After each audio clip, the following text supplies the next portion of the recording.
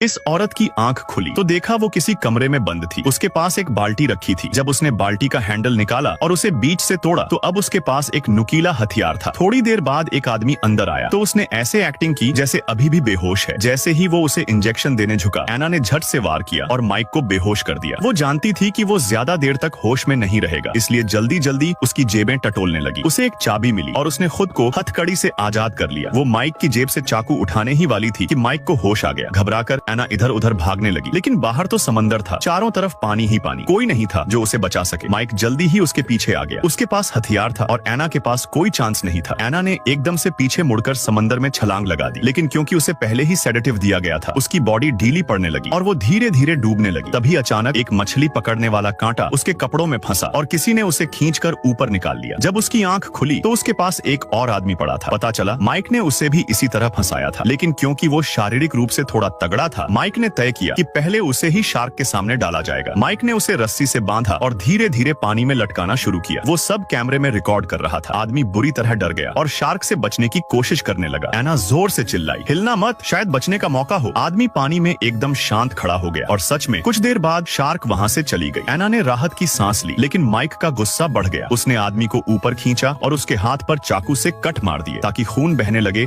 और शार्क वापस आ जाए। वो उसे दोबारा नीचे डालने ही वाला था कि तभी दूर से हेलीकॉप्टर की आवाज आने लगी। माइक डर गया कि कहीं उसकी पोल ना खुल जाए, तो उसने अपनी प्लानिंग फिलहाल रोक दी। आदमी तो बच गया, लेकिन हालत बहुत खराब थी। अब अन्ना ने सोच लिया कि उसे खुद को बचाना ही है, चाहे कुछ भी हो। उसने अपने दांतों से अपना अंगूठा काट दिया ताकि हथकड़ी की पकड़ ढीली हो जाए। माइक जैसे ही कमरे में वापस आया, एना पहले ही वहाँ से गायब थी। असल में वो दरवाजे के पीछे छुपी थी और माइक के आने पर चुपचाप बाहर निकल गई। जब तक माइक डेक पर पहुंचा, आना के हाथ में एक हार्पून गन थी। उसने बिना सोचे सीधा फायर किया और माइक पानी में गिर गया। उसके खून की गंध शार्क ने तुरंत पकड़ ली और माइक को वहीं पानी में खत्म कर दिया।